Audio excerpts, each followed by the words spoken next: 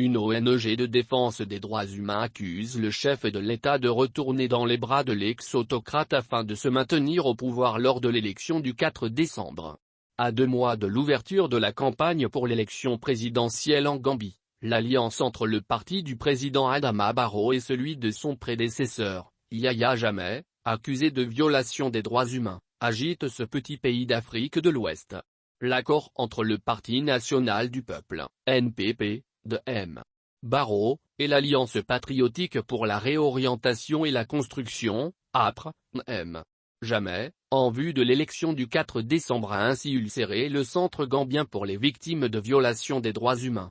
Cette alliance survient au moment où la Commission Vérité, Réconciliation et Réparation, TRRC, est sur le point d'achever sa mission et de remettre son rapport final et ses recommandations au président, a souligné cette ONG dans un communiqué.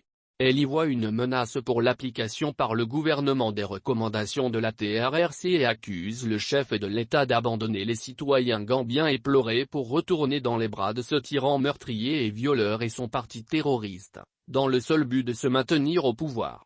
En 2 ans d'audition devant la TRRC, plus de 370 témoins ont raconté des assassinats, des tortures, un massacre de migrants ouest-africains pris pour des mercenaires ou encore des viols, tous imputés à Yahya Jammeh et à son règne de 22 ans sur cette ancienne colonie britannique. M. Barrow a fait savoir de longue date qu'il attendrait les recommandations de la commission pour éventuellement demander des poursuites judiciaires contre M. Jammeh. Notre objectif est que l'ancien président Jammeh revienne dans ce pays de manière pacifique et dans la dignité, a déclaré début septembre le secrétaire général de l'APR, Fabakary Tombong Jatta, laissant entendre qu'en cas de réélection, M. Barrow faciliterait son retour d'exil. Un partisan de l'APR, Ansumana Jiba, a déclaré à la AFP approuver la décision du parti de soutenir le président Adama Barrow à l'élection de décembre. Cela ouvrira la voie au retour de notre chef suprême, Yahya Jammeh. Il ne peut pas y avoir de paix, de sécurité et de réconciliation dans le pays tant qu'M. Jammeh n'est pas autorisé à rentrer, a-t-il affirmé. Des considérations de sécurité nationale et de réconciliation parvenues au pouvoir par un putsch sans effusion de sang en 1994. Yahya Jammeh s'était fait largement élire et réélire sans interruption jusqu'à sa défaite en décembre 2016 face à Adama Barrow, candidat d'une coalition d'opposition. Après 6 semaines d'une crise à rebondissement provoquée par son refus de céder le pouvoir, il avait finalement dû quitter le pays pour la Guinée équatoriale à la suite d'une intervention militaire ouest-africaine et d'une ultime médiation guinéo-mauritanienne.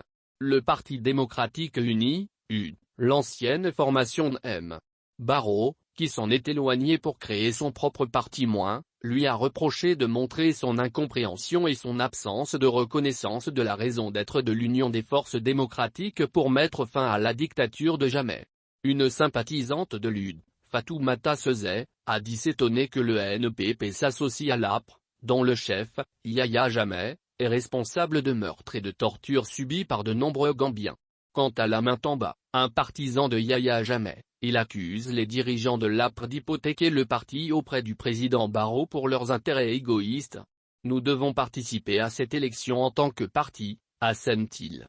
C'est un mensonge de dire que Yahya Jammeh soutient la candidature de Barrow.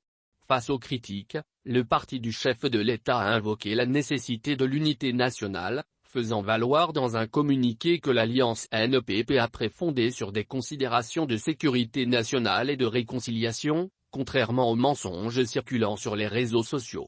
Il s'agit d'une alliance entre 2 partis politiques légalement déclarés et non entre individus, souligne-t-il à propos de cet accord dont le contenu n'a pas été rendu public.